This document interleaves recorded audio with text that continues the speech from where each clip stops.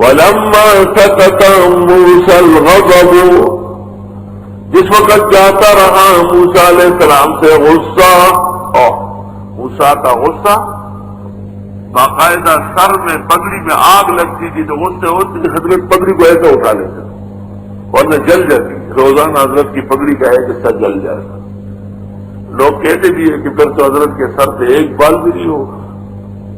تو اصل میں صرف بالوں میں آگ نہیں لگتی، کوئی اور کپڑا ٹوپی سر پہ ہوتی تب لگتی. یہ بھی معجزات میں سے ہے.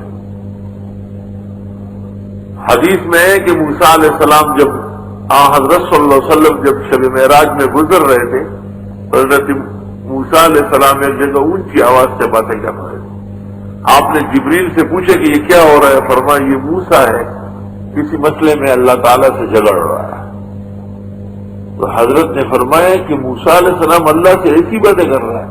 تو جبریل نے کہا ان ربہ یعرف عدتہ، اللہ تعالیٰ کو پتہ ہے کہ یہ بندہ ذرا گرم مزاج کا ہے.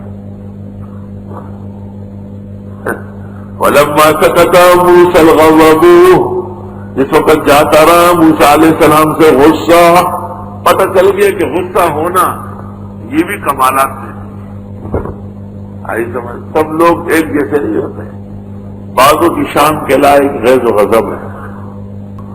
یہ صدر میں ایک مولوی صاحب تھے، جہانگیر مسجد میں فوت ہو گئے، وہ تھے قبائل کے تھے. تو ایک دن ہم گئے، ہم نے پوچھا کہ نماز ہو گئی؟ ابھی نہیں ہوئی. کب ہوگی؟ صبر کرو نا. خیر میں نے کافی زمانہ جا کے ان سے گپ شپ لگائی. ایک دن میں نے کہا کہ آپ کے پیچھے ایک مقتدی ہے، انگوٹھے چومتے ہیں. اچھا ادھر ہے؟ میں نے کہا میں نماز کے بعد گیا ہوں. نماز جب ختم ہو گئی ان کے پاس لے گیا. اس کو کہتے ہیں آپ کو مسئلے کا سیکرٹری کو پتا ہے؟ میں نے کہا جی. کا کان ہے؟ اس کا ہے. کہا نہیں. تو اس کا کان میں نے کینچی سے کاٹا ہے، انگوٹھے چومتا تھا، تیری ناک کاٹ دی. انہوں نے معافی مانگی باغ اور جیب سے کینچی تیار نکالی گئی. مجھ سے کہا میں نے مولانا محمد یوسف سے پوچھا ہے، انہوں نے مجھے کہا کاٹو.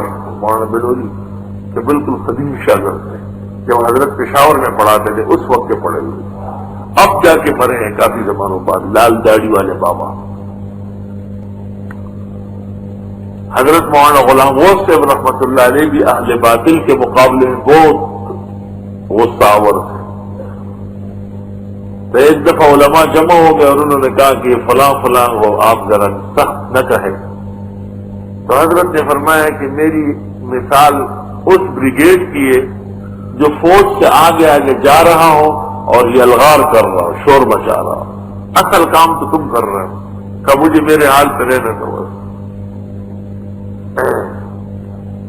یقیناً مولانا غلام غوث کے غیظ و غضب سے اسلام کو جو فائدہ ہوا ہے ناقابل بیان ہے.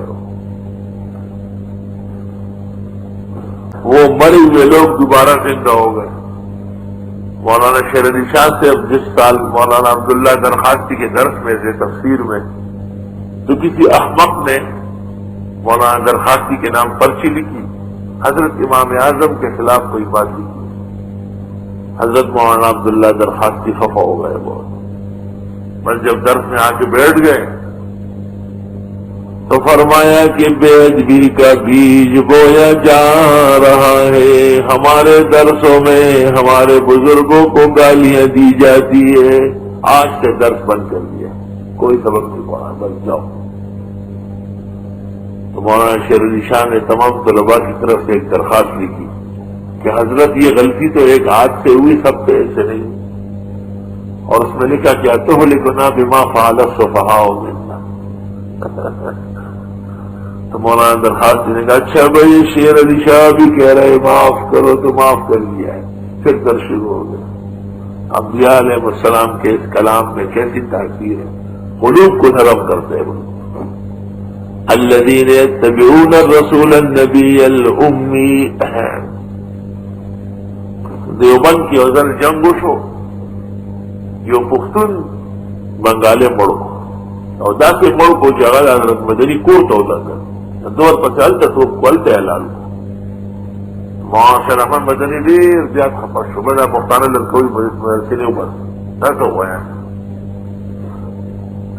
او مولانا دومره سخت خفه شو چې دوره یې پړاول یې پرېښودل دا چې تر څو دی دوره کې سبب نه وي. ټول طالبان خو دا وي ټول ملک. مولانا زرگل صاحب رحمت اللہ علیہ نکوڑ میں تھے، ان کو پتہ چل گیا کہ یہ جھگڑا ہو گیا. حضرت مولانا زرگل صاحب مولانا حسین مدنی کے بالکل جیسے چھوٹے بھائی ہو تشریف لے آئے اور حضرت مدنی کو کہا کہ اس میں کوئی شک نہیں کہ یہ بہت بڑی غلطی ہوئی اور بہت بڑا ظلم کیا ہے اور بدتمیزی کی، لیکن اس ایک آدمی کی اس غلطی سے پوری قوم سے ناراض ہونا شیخ الاسلام کی شاعر نشان نہیں. تب حضرت مدنی جا کے راضی ہوئے اور سے خبر ہو اللہ. ولما سکت موسیٰ الغضب،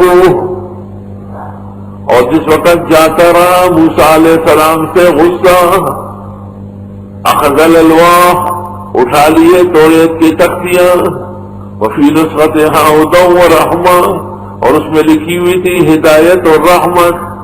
نسخہ کے معنی لکھا ہوا للذین، ان لوگوں کے لیے ہم لربہم یرہبون، جو رب سے لڑتے تھے. واختار موسیٰ قومہ 70 رجلا لمیقاتنا، اب جب موسیٰ علیہ السلام دوبارہ جانے لگے تو قوم کے 70 سرداروں کو ساتھ کر کے کہیں ایسے نہ ہو کہ میرے بعد پھر کوئی شرک کر لے. ایک وجہ تو یہ ہے. دوسرا یہ کہ ان لوگوں نے مطالبہ کیا تھا کہ آپ جا کے آتے ہیں اور کہتے اللہ تعالیٰ سے بات چیت ہو گئی تو آپ ہمیں بھی تو کہیں سنوائیں. تو حضرت موسیٰ علیہ السلام نے اللہ سے اجازت مانگی. حق تعالی شانو نے کہا کہ ہر قبیلے کے سردار کو لے آؤ. 70 قبائل تھے اور 70 سردار جمع ہو گئے. اللہ.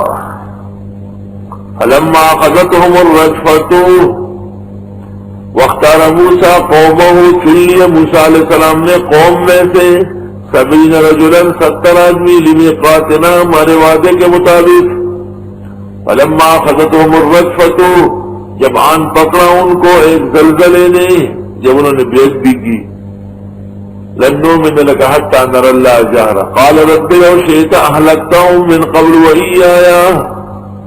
حضرت موسیٰ نے کہا اے پروردگار اگر آپ چاہتے تو ہلاک کر دیتے ان کو پہلے اور مجھے بھی. مجھ کو کہاں لے آؤ اور یہاں مار دیا ان سب کو. میں قوم کو کیا جواب دوں گا؟ میرے آدمیوں کو مار ڈالا آپ نے. پہلے مار دیتے ان کو، کیا مجھے بھی مار سکتے ہیں. اتولکنا بما فعل السفہاء منا، کیا ہلاک کرتے ہو ہمیں بس سبب اس فعل کے جو کر چکے ہیں بے وقوف ہم میں سے. ان ہی نہیں ہے یہ الا فتنتوں کا، مگر آزمائش تیری.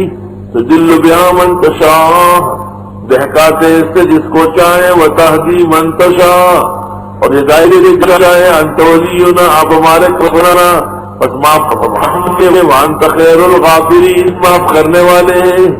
واکتب لنا فی هذه الدنیا حسنا، لکھ دے ہمارے لیے اس دنیا میں بھی بھلا، وفی الآخرت، و آخرت میں بھی، انا ہدنا الیک، ہم توبہ کرتے ہیں تیرے سامنے.